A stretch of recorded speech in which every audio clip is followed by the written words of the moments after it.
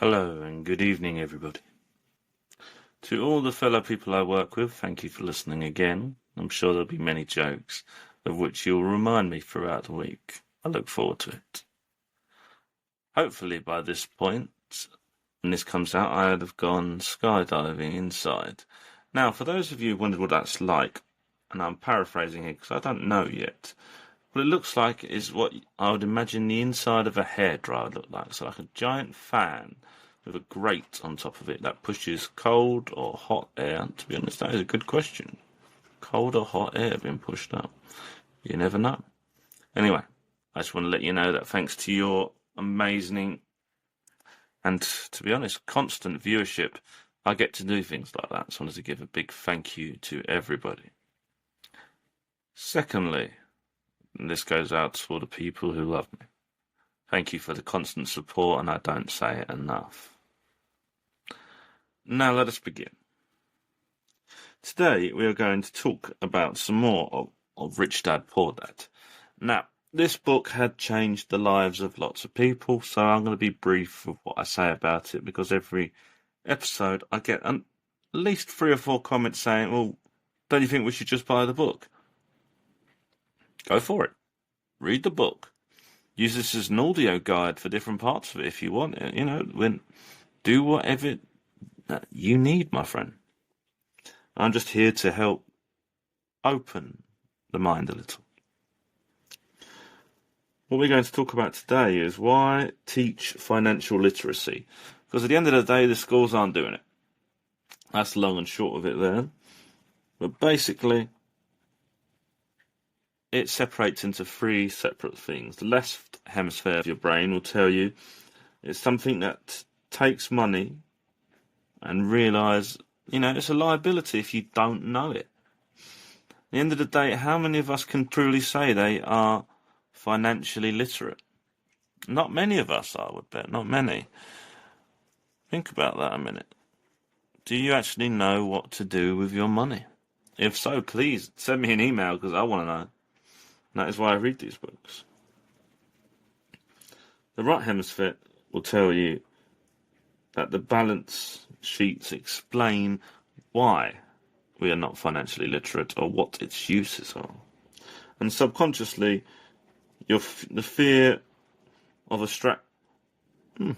ostracism cause confrontation, and we not question accepted opinions or popular trends, often to their financial detriment, aka trusting people with crypto, for example. I got out of it relatively soon because I just wanted to make some money, and I did, and I wasn't too greedy about it.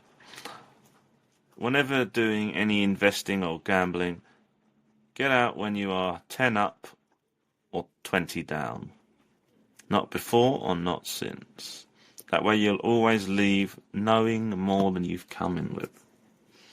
And remember, if you go into a casino and bet 10 quid on a 300 to 1 shot, and you come out with 30 grand, then you bet all of that on another 100 to 1 chance, and you lose. All you've lost is 10 quid. And now on to our second part. Our second part today will be ultimate side hustles. Now, these, admittedly, are a mixed bag of usefulness, but you guys seem to like them, so I wanted to continue doing it. And I think I have a good several ones to talk about ahead of us. What we're going to talk about today is a tow truck driver. Now, I'm not saying that this is something you can do for absolutely nothing, because you need to know how to drive. And that is not an easy skill for some people. So the service is to assist motorists. Now, I did see on holiday that there is one deliberately done just for motorcyclists, but they are a bit few and far between. Think about that a second. Little business opportunity there.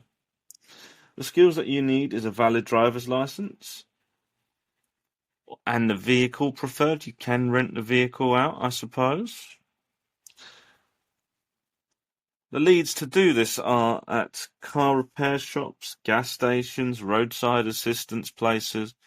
They'll all sublet your time, and honestly, I know a couple of people who are doing this who are making bank on their time off. They do it 3 or 4 hours a week whenever they feel suited to it. I recommend that you try it, get out there and see if you can make some money with it, honestly. And if you do, please send a comment or an email, whatever you'd like, because I would love to read it. Now let's move on, shall we? Let's have a little 2-second breather to let people know we're on to the third chapter. You ready? And breathe in. 1, 2, 3, 4. Breathe out. 1, 2, 3, 4. Now you are completely relaxed. Let us continue on to our final part of the day. What we'll be talking about now is some soft skills. Now, a fortnight ago, I talked about the first set of them, and a lot of you guys had a massive argument about problem solving. Is it its own soft skill, or should it be counting as something else? You decide. Leave comments below. Part 2, what we'll be talking about today in soft skills is, first of all, is communication. Now, just like a lot of you, I am still building up my communication skills, as we should all do. The ability to let others know what you are thinking so that they can stop doing certain things that they're doing will honestly change your world just that little bit. Next, flexibility. Your ability to adapt to any situation will honestly put you in good stead for the future. Now, what does this mean? It means that you need to think about how you can do the same thing in 3 different ways in case something doesn't work or doesn't happen. Okay? So, for example, in maths, there is so many ways to get to the number 12. There is 3 times 4, 2 times 6, and 1 times 12.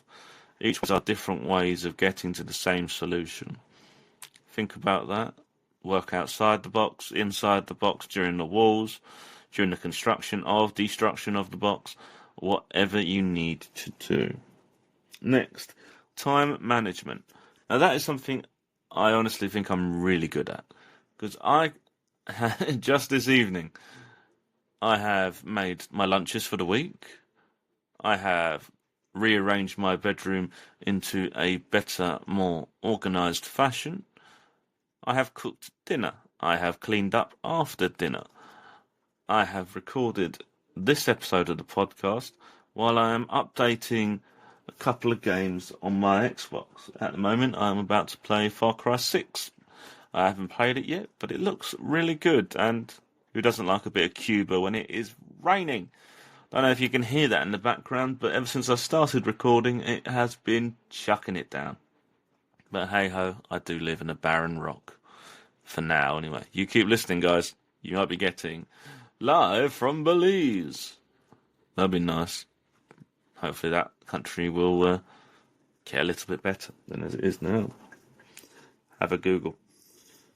Anyway, accountability. Take responsibility for your work and your actions. What this means is, you've done something wrong, own up to it. Fix it, solve it, move on. There's no point dwelling on things that you've done. Just fix them and move on. And finally, leadership is your ability to handle tasks on your own and to work independently. Now, what this means is it's your ability to work in a group or by yourself. And for those of you who remember doing joint projects in school, that is more likely the latter than the former. Now, what did you think of that, ladies and gentlemen? That is all we have time for today. I would like to thank our lovely sponsor, Boon Bubs on Etsy. They are selling stuff like hotcakes at the moment. Unfortunately, they are not hotcakes. I'll leave a little link in the description below of them. And I want to give a big shout out to my free writers. Thank you for holding in on there during the break. I know that some of you are now working on your own podcasts or other podcasts, and I'm so proud, and hopefully I'll get to be a guest on there. Or, if you so want, I'll try and get some guests for this one. Now that is all I have time for today. I hope you've thoroughly enjoyed this episode, and thank you, as always, for learning left-handed.